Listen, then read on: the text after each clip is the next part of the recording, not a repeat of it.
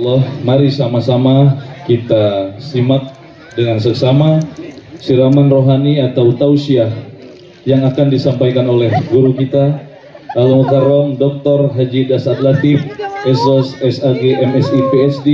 Tafadhal mashkura. Assalamualaikum warahmatullahi wabarakatuh. Waalaikumsalam warahmatullahi wabarakatuh. Alhamdulillahi rabbil alamin. Wa bihi nasta'inu ala umurid dunya waddin. Ashhadu an la ilaha illallah wa ashhadu anna Muhammadan abduhu wa rasuluh. Allahumma salli ala Sayyidina Muhammad wa ala alihi wa sahbihi ajma'in. Amma ba'd. Faqad qala Allah subhanahu wa ta'ala fi kitabil karim. Bismillahirrahmanirrahim. Ya ayyuhalladzina amanu dukhulu fis silmi kaffatan wa la tattabi'u khutuwatis syaitan innahu lakum aduwwum mubin. Wahai orang-orang yang beriman, masuklah engkau ke dalam Islam secara sempurna, Islam secara total, Islam secara benar. Jangan Islam pil caleg. Andai saja mau pemilihan caleg ini banyak anggota calon DPR datang, tapi karena sudah dipilih hilang lagi semua. Jangan Islam politik, jangan Islam pilpres, jangan Islam pilkada. Hati-hati, mau pilkada lagi kita ini. Biasanya calon-calon yang mau dipilih langsung penampilannya kala-kala ustadz. Jangan Islam seperti itu, kata Allah. Islamlah secara benar, dan janganlah engkau ikuti langkah-langkah setan. Jangan ikuti langkah-langkah setan, kata Allah. Ketika Bapak Ibu mendapat undangan acara ini, setan berusaha menggagalkan agar kita tidak datang. Setan bising, tidak usah kau datang, tidak usah kau datang, capek dari kantor, lebih baik kau nonton drama Korea. Alhamdulillah, setan yang ada di rumah bisa kita kalahkan. Apakah setelah duduk di tempat ini setan menyerah? Tidak, dia goda lagi itu setan supaya kita tidak dengar ceramah. Tidak usah dengar ceramah, tidak usah dengar ceramah. Pegang HP-mu, pegang HP-mu. Update status. Jadi ibu-ibu yang pegang HP ketika saya ceramah kena godaan setan. Bagaimana kamu dengar ceramah kalau kau sibuk begini? Sudah dikasih tahu, masih juga dia pegang HP-nya. Bukan kau kena godaan setan, kau sudah setan. Bu, Pak, simpan dulu HP-nya, Pak. Simpan dulu HP-nya, Bu, ya. Bisa? Bisa? Ibu-ibu yang pegang HP-nya selama saya ceramah, saya doakan suaminya kawin lagi. Kenapa Bapak kencang aminnya? Simpan, Ibu, ya. Bisa? Bisa. Bu, saya begitu menghargainya nih undangan acara. Saya capek betul, Pak. Saya pagi-pagi saya ceramah di Lebat ada di Jakarta tadi. Nah, di Jakarta saya ceramah jam 10. Belum setengah 12 pergi lagi ceramah ke Lebak. Belum capek selesai malah di Lebak tadi saya dijemur. Ceramah di tengah siang sore-sore tengah matahari tidak ada tendanya. Ya Allah. Belum sampai capek sampai lagi ke sini. Belum selesai capek ceramah lagi. Untuk apa? Menghormati agar kita dapat pemilu damai di tempat ini. Amin. Saya bukan orang sini, saya orang Sulawesi, tapi saya cinta perdamaian, maka saya datang ke tempat ini. Maka tolong hargai perasaan saya. Simpan HP dulu, bisa? Ustadz, kita mau rekam Ustadz. Kalau Bapak Ibu yang rekam pasti gambarnya tidak jelas, suaranya bising. Bagaimana Ustadz? Kita tidak mungkin hafal. Itu ada kamera saya bawa tuh yang berdiri depan tuh. Dari Makassar saya bawa. Ibu tenang, dia yang rekam. Tapi kau bawa pulang kameramu Ustadz, tenang. nonton YouTube. Tablik Akbar peringatan Hari Santri Polres Cilegon. Sudah nonton, jangan lupa like and share. Kenapa kau ketawa? Hah? Pak, ini mudah. Kalau kau follow artis, apa kau dapat? Saya heran di Indonesia, Pak, followernya artis itu, Pak, sampai belasan puluhan juta. Kontennya tidak mendidik. Apa ada? Ibu-ibu kalau artis kau follow, apa kau dapat? Apa? Hai guys, kita lagi makan kepiting guys. Memangnya kau dikirimi kepitingnya? Bapak-bapak kalau follow artis, habis amalmu. Kelihatan dadanya, kelihatan pahanya. Joget-joget, ten. Enggak juga kau dikasih pegang, dikasih lihat-lihat saja.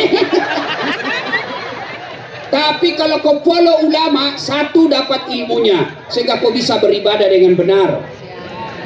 Dua, kau amalkan ilmunya, dapat lagi kamu pahala. Tiga, kau sebar di medsos, dapat lagi kamu amal jariah. Maka yang belum follow ulama kali ini, follow Dasat Latif.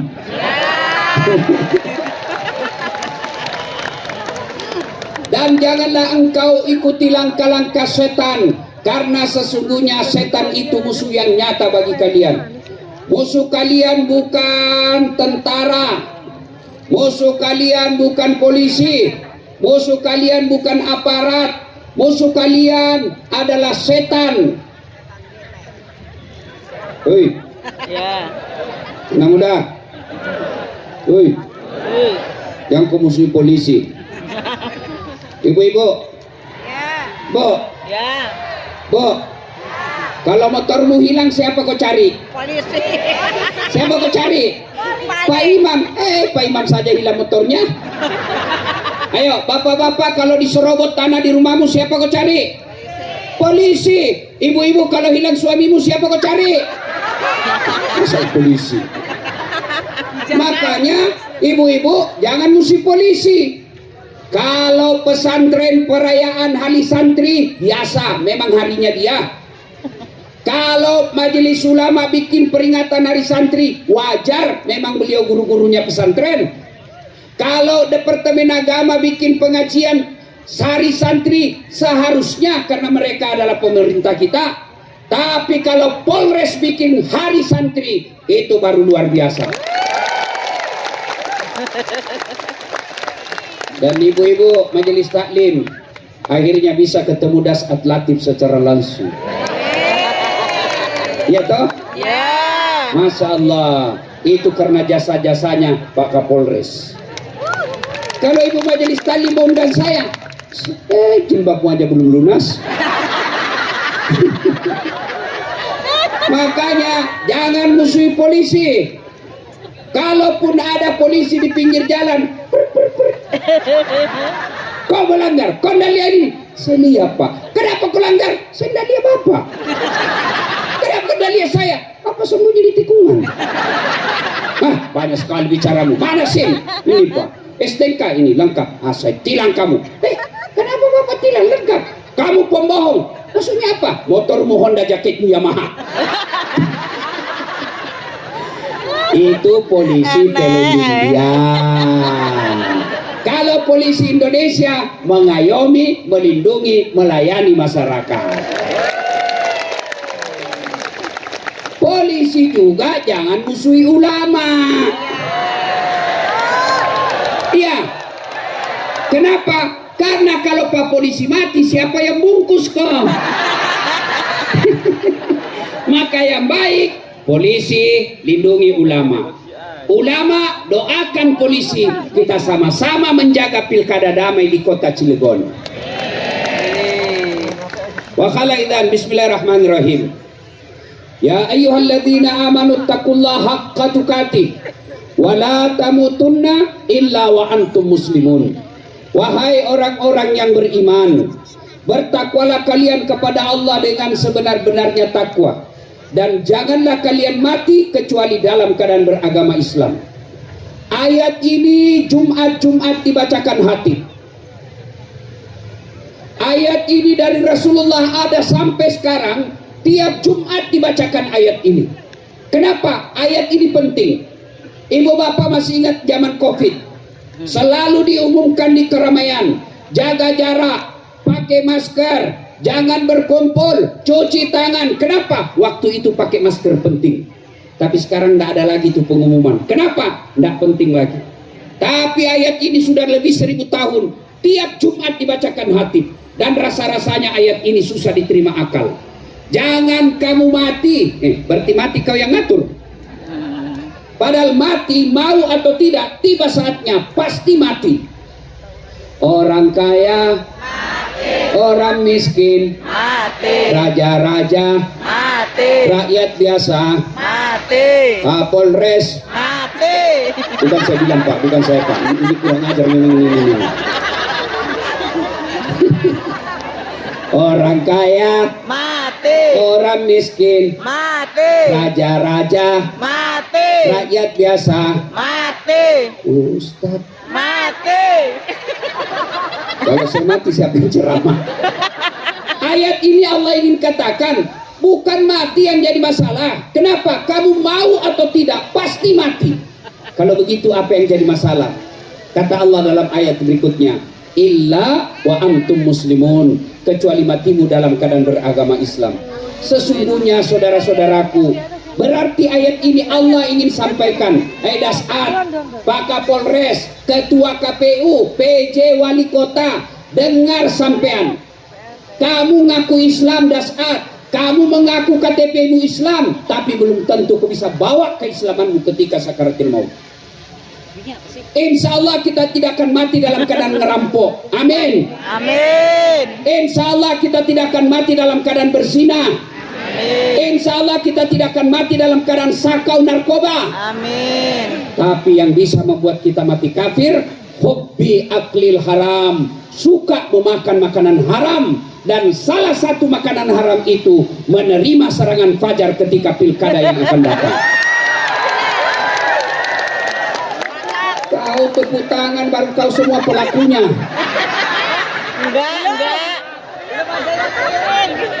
Enggak.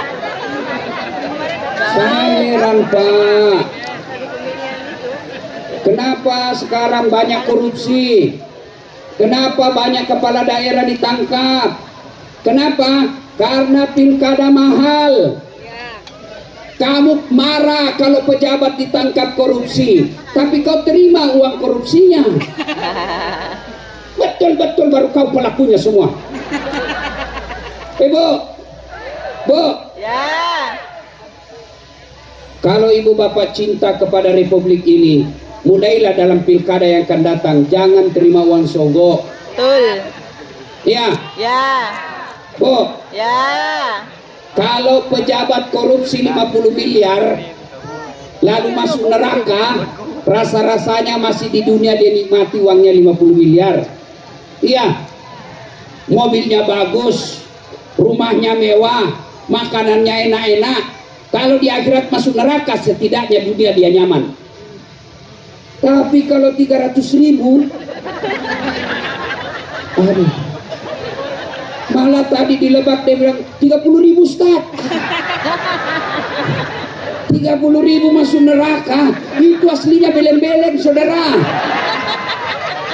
Allah kirim. Ibu. Ya. Ibu. Ya. Saya mau tanya, tolong dijawab dengan jujur ya. Ya. Kalau ibu terima 300.000, kaya tidak? Tidak. Kaya tidak? Tidak. Lunas hutangmu? Tidak. Bapak-bapak kalau tolak 300.000 miskin tidak? Miskin? Tidak. Namun yang pasti ketika kau terima 300.000 itu artinya kau tutup masa depanmu, anakmu yang baik menjadi pejabat. Kenapa? Karena hanya anak orang kaya yang bisa jadi pejabat. Coba lihat sekarang Pak, yang dia mau jadi kepala daerah, mereka hanya mandalkan sekian miliar, puluhan miliar duit saya. Dan saya kasihan kepada mereka calon kepala daerah, beli partai puluhan miliar, sosialisasi puluhan miliar, Lalu begitu jadi pejabat ditangkap KPK. Adakah yang lebih bodoh dari ini? Habis duitnya puluhan miliar hanya untuk masuk neraka. Saya punya duit 50 miliar pak, 10 miliar saya pakai sogo istriku supaya diizinkan saya kawin lagi. 10 miliar. Kenapa sekarang pilkada mahal? Karena rakyat juga mau disogok.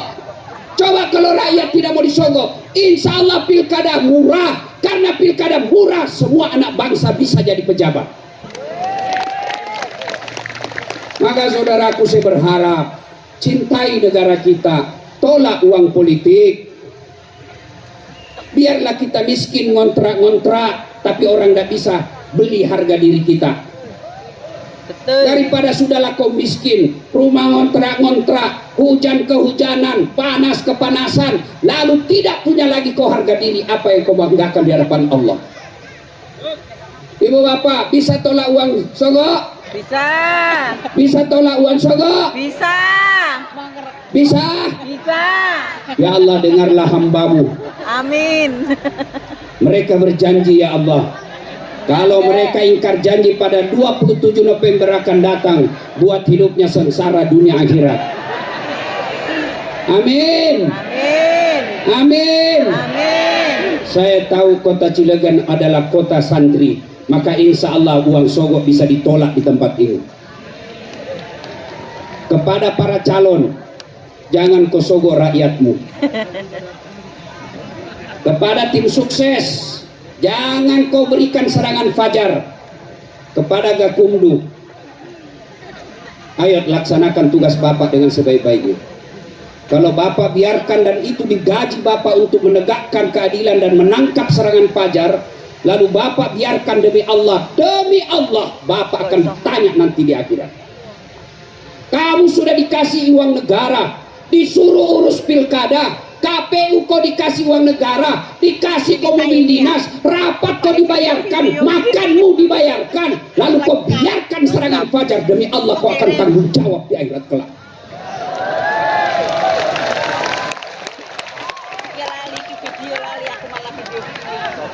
Gaspol atau rem-rem? Gaspol. Serius?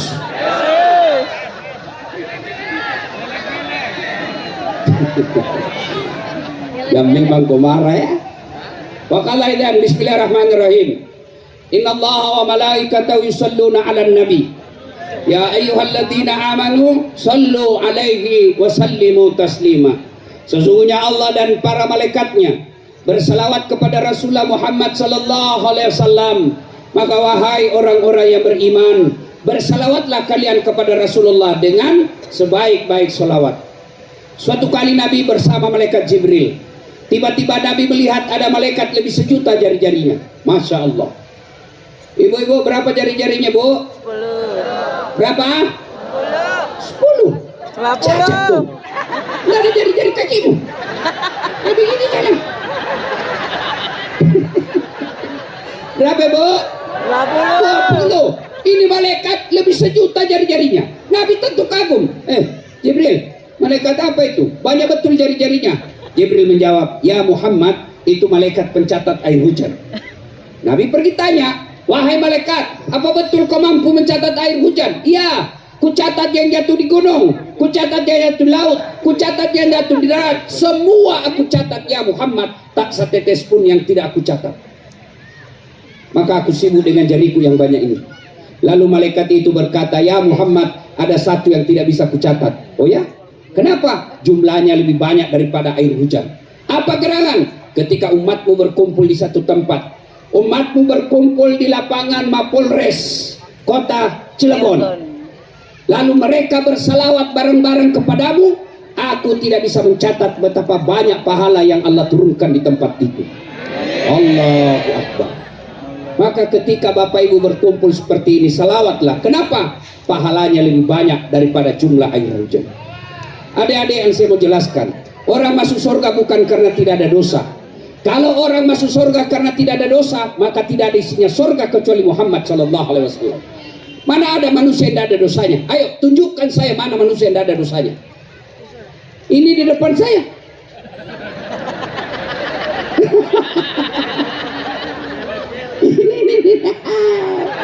Kamu dosa juga sila ini.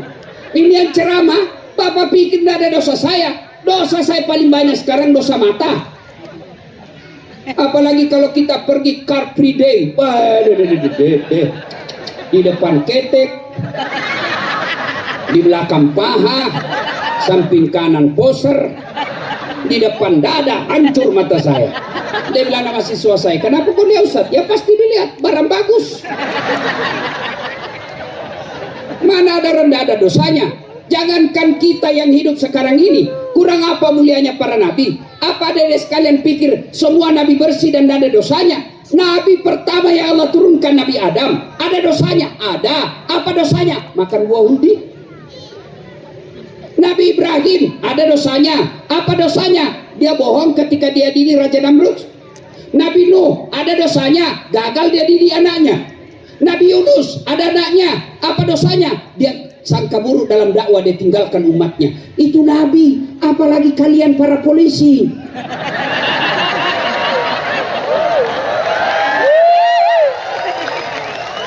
Mana ada rendah ada dosanya, Pak? Lalu kalau begitu, kenapa orang masuk surga? Karena kebaikannya lebih banyak daripada keburukannya.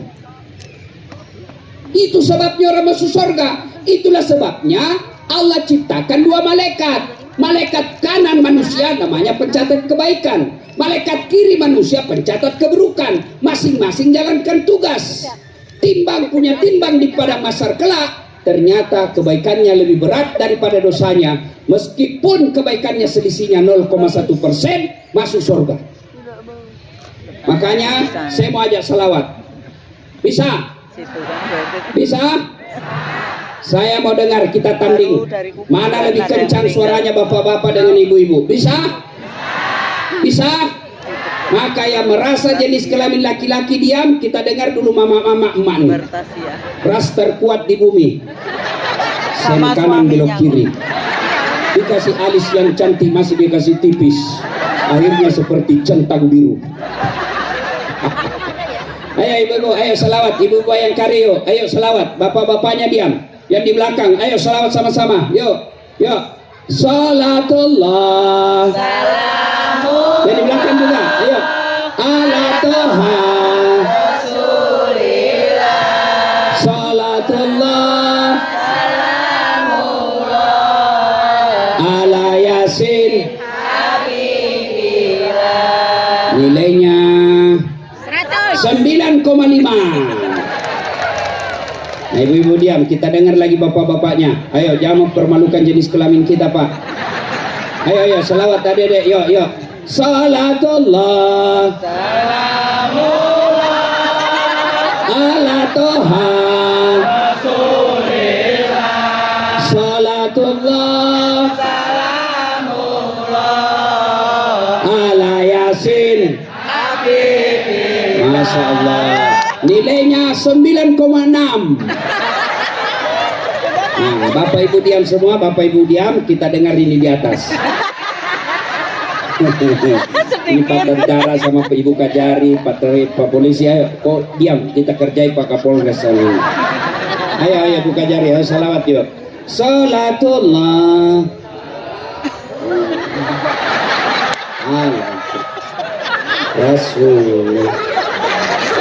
Salatullah.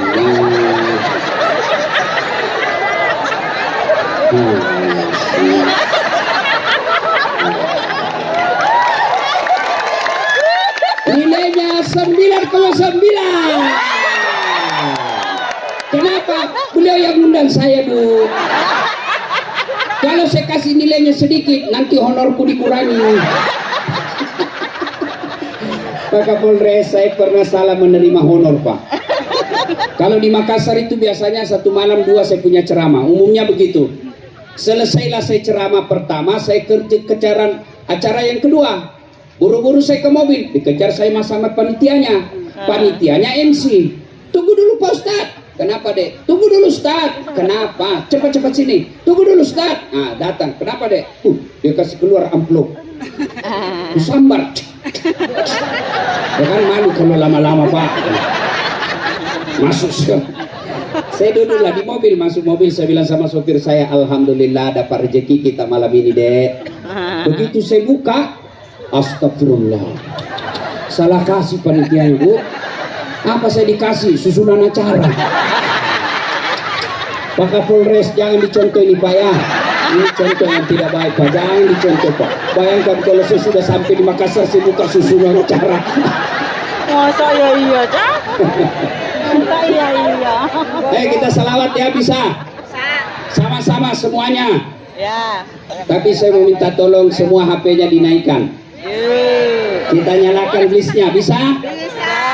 Yang kanan, yang sini, ayo nyalakan. Ibu bapak, dalam Islam itu ada namanya syafaat.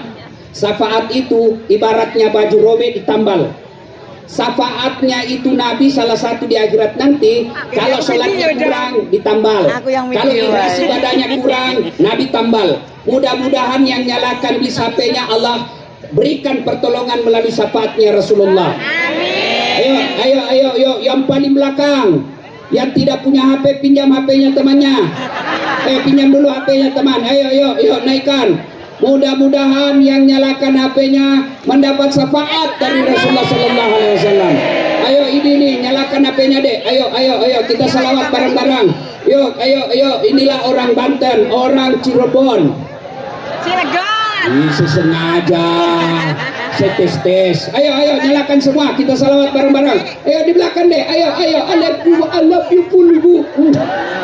Yuk sama-sama, yuk. Salatullah salamullah ala toha rasulillah. Salatullah salamullah ala yasin habibillah.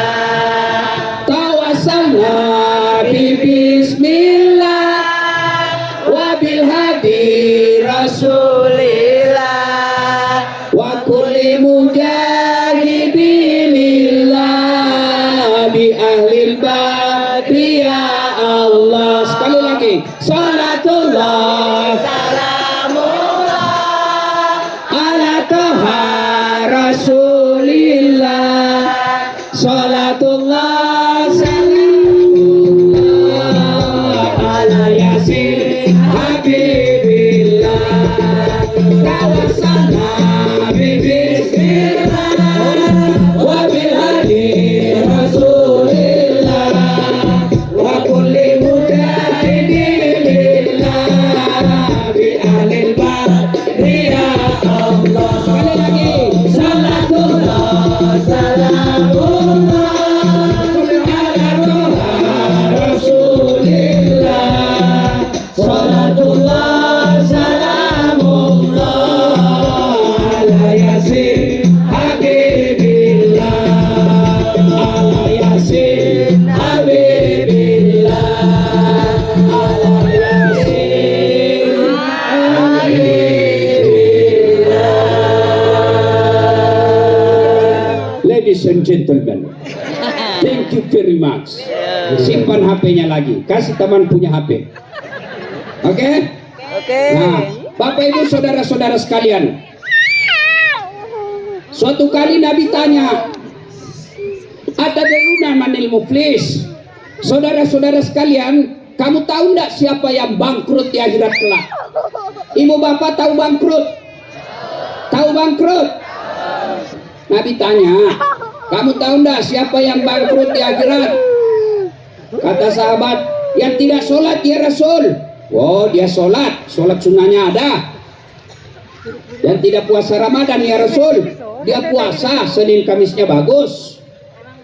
Yang tidak bayar zakat ya Rasul. Zakat harta, zakat fitrahnya dia bayar. Oh, mungkin yang tidak haji padahal dia mampu. Kata Nabi, dia haji.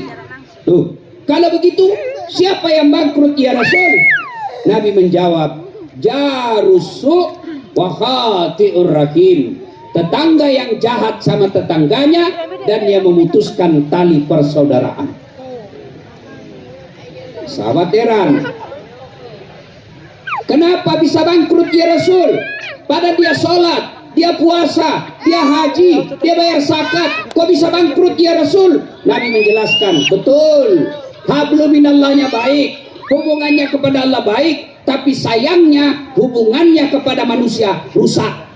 Akhirnya ibadah-ibadah mahdanya nanti habis hanya untuk bayar dosanya kepada manusia. Ketika dia setor sholatnya, ya Allah ini sholatku, datang tetangganya, tunggu dulu. Saya pernah sama-sama caleg itu. Saya pernah caleg di Cilegon sama-sama. Saya sudah jual rumah. Dia sebarkan berita fitnah tentang saya. Katanya mobilku hasil korupsi. Gara-gara fitnahnya saya kalah. Saya minta keadilan. Allah berfirman, ya sudah, kalau begitu ambil sholatnya 20 tahun. Habis sudah sholatnya 20 tahun. Dia setor lagi hajinya. Ya Allah ini hajiku. Datang lagi tetangganya, tunggu dulu. Saya juga pernah bertetangga itu. Dia serobot tanahku 1 meter. Akhirnya tidak ada sepunya jawab. Saya mau lapor temannya polisi. Setiap hujan banjir rumah saya. 30 tahun selalu kebanjiran gara-gara dia ambil tanahku setengah 1 meter. Allah berfirman, ya sudah, ambil hajinya. Sudah habis tuh sholatnya, habis hajinya. Dia setor lagi puasanya. Ya Allah ini puasaku. Datang lagi. Tunggu dulu, saya juga pernah difitnah. Katanya anakku yang keriting rambutnya bukan anaknya suamiku, karena suamiku lurus rambutnya. Allah berfirman, ya sudah, ambil puasanya. Habis sudah amalnya bu. Habis amalnya, masih ada yang datang. Saya juga pernah bertetangga. Gara-gara dia tuh saya difitnah. Akhirnya yang saya tadinya kepala dinas menjadi staf ahli. Ahli yang tidak ada stafnya. Gara-gara fitnahnya saya dimutasi non-job. Saya minta keadilan. Lalu orang yang banyak amalnya tadi ini berkata, ya Allah bagaimana lagi? Sudah habis amal-amal saya. Allah berfirman, tidak ada kebatilan yang tidak ada balasannya hari ini. Supaya adil, ambil dosanya orang yang pernah kau sakiti. Astagfirullah. Habis amalnya, membayar kebaikannya kepada orang, sementara dosanya orang masuk ke dirinya. Itulah orang yang bangkrut. Karena Allah tidak mencintai orang-orang yang memutuskan tali persaudaraan. Maka sekarang kita lihat, apa penyebab putusnya persaudaraan? Apa sebabnya kita bercerai-berai? 1, pilkada. Ibu bapak, adik-adik, masih ingat Pilpres 2019? Masih ingat Pilpres? Siapa yang bertanding ibu? Bapak Prabowo bertanding dengan Bapak Joko Widodo. Siapa yang menang? Jokowi. Bapak Joko Widodo. Siapa menterinya?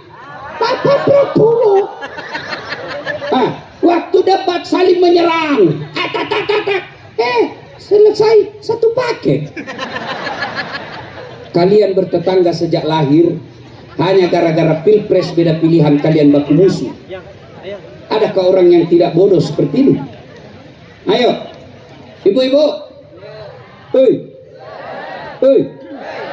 Pilkada boleh beda pilihan, tapi jangan bercerai-berai. Ya. Saudara, saya yang tidak ada calon bupatinya. Saya yang tidak ada calon wali kotanya di sini. Rakyat kita ini tidak ada mau ribut, Pak. Yang kadang-kala menghasut itu tim sukses. Dia bikinlah konten-konten fitnah ataupun itu benar. Maksud saya, silakan jagokan jagoanmu, sampaikan visi misimu. Apa caramu berantas kemiskinan? Apa caramu pengangguran bisa kerja? Bagaimana supaya rakyat bisa sejahtera? Itu yang kau sampaikan. Tidak usah kau cari urusannya orang lawanmu. Kepada para calon kepala daerah, jangan terlalu percaya sama tim sukses. Lebih baik Bapak langsung menyapa ke rakyat. Jangan diwakili. Sudah tidak saatnya lagi sekarang kita politik pencitraan. Pura-pura bekerja. Masuk pura-pura rakyat jelata, masuk ke pasar duduk-duduk diambil kamera. Itu namanya munafik.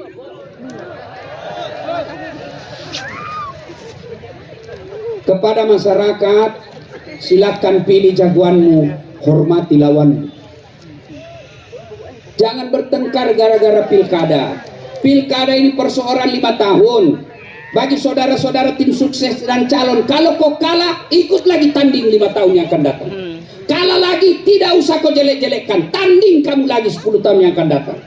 Bapak Prabowo mulai mau jadi presiden 2014, tapi Allah kabulkan 2024. Ayo, jangan berpecah belah. Saya ini keliling-keliling, Pak. Ada salah satu nikmat yang patut kita syukuri. Apa itu? Nikmat aman. Saya pergi ceramah, pulang ceramah jam 2, jam 3 dini hari, aman. Mana bisa kita ibadah kalau sudah tidak aman? Kita bisa tabligh akbar seperti ini karena aman. Mana bisa saya ceramah kalau sudah tidak aman? Assalamualaikum warahmatullahi wabarakatuh. Marilah kita mengucapkan puji syukur. Coba itu lihat di Palestina, coba lihat di Syria. Tidak bisa lagi dakwah. Kenapa? Tidak aman. Ini negara kita luar biasa amannya. Maka cintai negara ini. Boleh kau berbeda pilihan pilkada, tapi jangan berpecah belah. Satu nusa, Satu bangsa, Masya Allah. Satu bahasa. kita Mantap. air Pasti jaya untuk selama-lamanya. Indonesia, Pusaka Indonesia tercinta, nusa bangsa dan bahasa kita bela bersama.